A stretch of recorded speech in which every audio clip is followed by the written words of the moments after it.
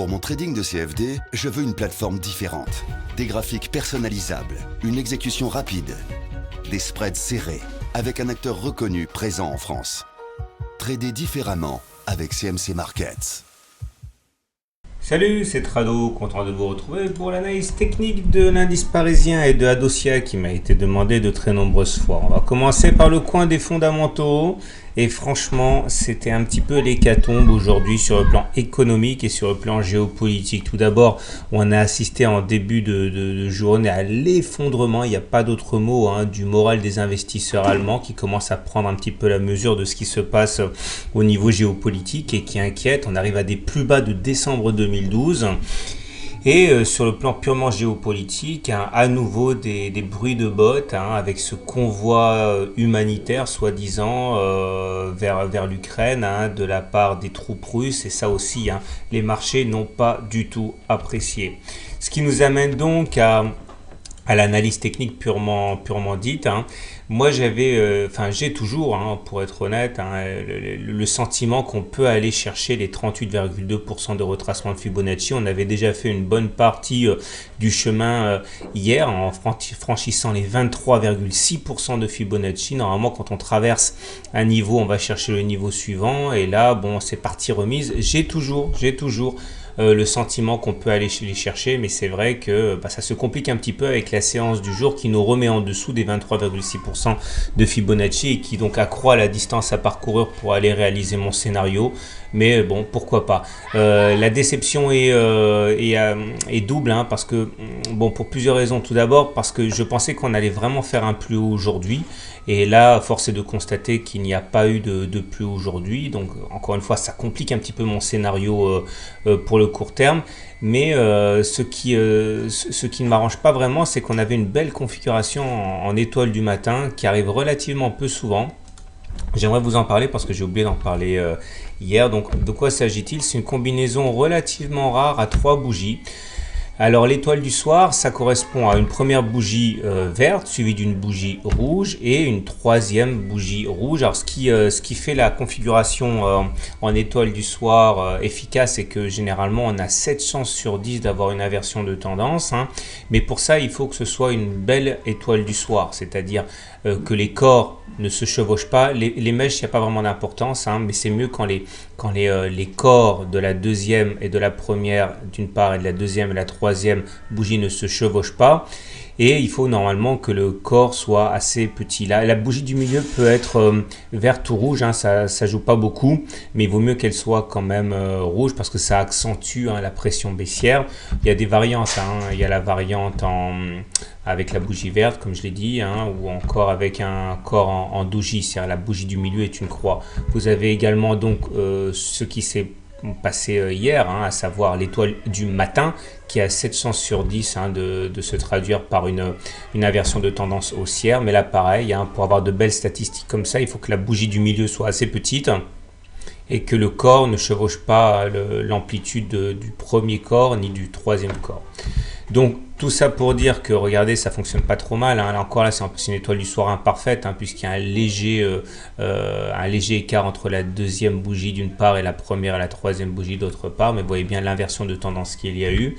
Et sur une étoile du matin, là aussi, elle est imparfaite parce que le corps de la deuxième bougie est un petit peu grand pour que ce soit l'étoile du matin type. Mais enfin bon, l'esprit était là et on a eu une hausse derrière. Alors, en tout cas, si j'en parle, c'est parce que hier, encore une fois, je l'avais pas dit dans la vidéo, j'avais oublié, mais je l'avais rajouté sur le graphe. On avait une étoile du matin, grande bougie rouge, bougie verte derrière et bougie verte en troisième bougie avec des corps qui ne se chevauchent pas entre la deuxième et la première et la deuxième et la troisième. Bon, c'est pas une parfaite configuration parce que la deuxième bougie est un petit peu longue, mais dans l'esprit c'est une étoile du matin. Bon, c'est pas cuit, pour que ce soit cuit, il faudrait qu'on fasse un plus bas par définition. Donc l'étoile du matin est toujours active, mais il est vrai que la séance du jour est un petit peu contre les probabilités. On verra demain. En tout cas, les indicateurs techniques, j'ai envie de dire, nous permettent quand même de tirer quelques conclusions. Tout d'abord, le stochastique se redresse. Il faudrait qu'il sorte de la zone des 20, ça donnerait un signal haussier. Pour l'instant, on n'y est pas, mais on a toujours une divergence haussière. Si le stochastique sort de la zone des 20, on aurait un signal acheteur qui confirmerait mon scénario. Pour l'instant, on n'y est pas, on est à 19,7. Au niveau du MACD, pareil, hein, c'est pas bon. Pour l'instant, on peut pas tirer de conclusions positives. Hein. On est toujours en dessous du signal, en dessous de 0, donc ça, c'est pas bon. Le momentum est toujours négatif. Alors, il se redresse un petit peu. Hein. La tendance baissière s'affaiblit un petit peu, mais on est toujours en dessous de 0. Le CCI, j'avais dit hier, quasi signal haussier parce qu'on était quasiment sorti de la zone des moins 100. Mais bon, forcément, avec la séance d'aujourd'hui, le quasi signal haussier eh bien, s'étiole, hein, tout naturellement. Le TRIX, bon, pas grand chose à dire, il envoie toujours un signal baissier, mais c'est un peu un balourd. J'aimerais insister sur les volumes. Hein. Les volumes décroissent. Ce qui veut dire deux choses. Un, que la tendance haussière de rebond technique initiée hier n'est pas véritablement, c'est pas forcément l'engouement, quoi. Et puis la séance de baisse d'aujourd'hui n'est pas très significative parce que les volumes ont baissé. Donc c'est-à-dire qu'il n'y a pas véritablement de force de conviction. Je vous montre, même si c'est très précoce, hein, ce que j'ai en tête à vérifier. Hein, et ça ne se traite pas ce genre de choses. Hein, c'est simplement un feeling que j'ai. Si j'insiste sur le rebond technique, c'est parce qu'il y a des chances, à mon avis, pour qu'on fasse une épaule, tête, épaule. Bon, ça, ce serait la première épaule et éventuellement une deuxième épaule en formation. Mais encore une fois, ne le tradez pas. Ça, c'est un sentiment plus c'est une conviction plus qu'une réalité. Hein. Je pense éventuellement à la formation de cette épaule. Voilà. Donc, pour faire simple, pour demain, je maintiens mon scénario à court terme hein, de rebond technique. Il n'a pas été invalidé aujourd'hui. Donc j'envisage toujours d'aller chercher à court terme, en ce sens rien n'a changé hein, pour les 38,2%. On va voir. Espérons en tout cas que les stats nous aident un petit peu et que ça se calme au niveau de la géopolitique parce que sinon de toute manière c'est mort. Voilà, place à Adosia qui m'a été demandé de très nombreuses fois. On enchaîne donc avec l'analyse d'Adosia, comme j'ai dit. Alors bon, c'est pas mal sur Adosia. Là, on est sur une unité de temps hebdomadaire, hein, l'unité de moyen terme qui est assez impérative hein, quand on analyse des petites et moyennes capitalisations. On voit que nous avons évolué pendant très longtemps à l'intérieur de ce canal noir hein, depuis mars 2012.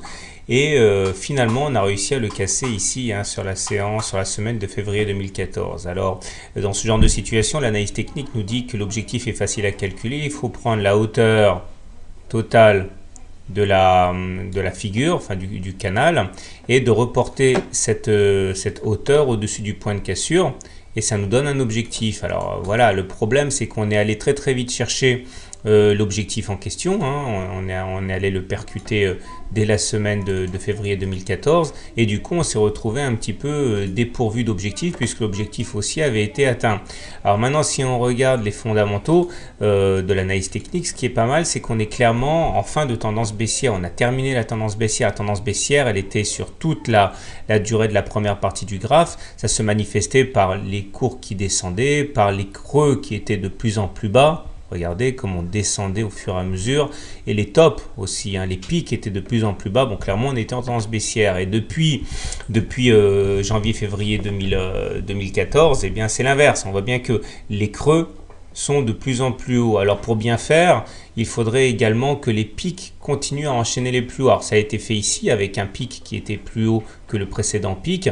Mais là, il faudrait véritablement casser le précédent plus haut, hein, à savoir les 20 € à peu près, pour véritablement initier une véritable tendance haussière. Alors, ce qui est intéressant également, c'est que les gros des volumes, c'est-à-dire ici et ici, se font sur les pics haussiers, là et là, alors que les périodes de décrue se font sur des volumes beaucoup plus faibles. Autrement dit, hein, c'est pas l'engouement pour la baisse, hein, pour la vente, c'est plutôt les pics haussiers qui entraînent les volumes. Voilà. Donc globalement, à mon avis, techniquement, c'est sans ambiguïté. Hein, on est sur la bonne pente, on est sur une pente haussière et il faudrait donc, je l'ai dit, je le répète, casser les précédents tops pour initier une nouvelle jambe haussière. Alors maintenant, si on va dans le journalier, c'est-à-dire le domaine des traders, bon, alors on était à l'intérieur d'un biseau descendant Alors ce biseau descendant, il a été cassé il y a 2 séances. Je vous rappelle que les biseaux descendants se cassent généralement par le haut. Ça a été chose faite ici avec des volumes, donc c'est pas fortuit, c'est pas mal du tout.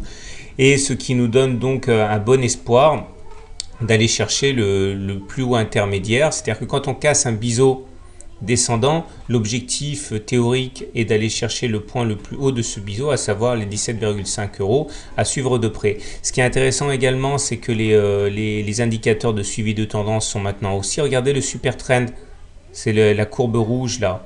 Eh bien, elle a été cassée aujourd'hui, elle est devenue haussière, ça c'est une excellente nouvelle. Et en même temps, le SAR, c'est les petits points rouges ici, c'est un deuxième indicateur de suivi de tendance, sont devenus également haussiers, ils sont maintenant en dessous des cours, ils sont verts. Et la moyenne mobile à 20 séances, c'est également haussière. La dernière fois que la moyenne mobile à 20 séances a été cassée de manière significative, c'était ici, regardez, on a eu droit à une belle hausse, c'était le cas ici également. Donc ce ne sont pas des signes à prendre à la légère. Donc pour faire simple, pour l'instant, a priori, on est en transition, on est en transhumant, j'ai envie de dire, même vers les précédents plus hauts intermédiaires à 17 et à 17,6 euros. Maintenant, il ne faudrait pas réintégrer le biseau parce que ça serait vraiment un gros accès de faiblesse. Il faudrait vraiment surveiller donc le niveau des 14 euros, ne pas repasser en dessous, ça serait vraiment du plus mauvais effet. Voilà, je vous souhaite une bonne journée, de bons trades, je vous dis à demain pour la mise à jour.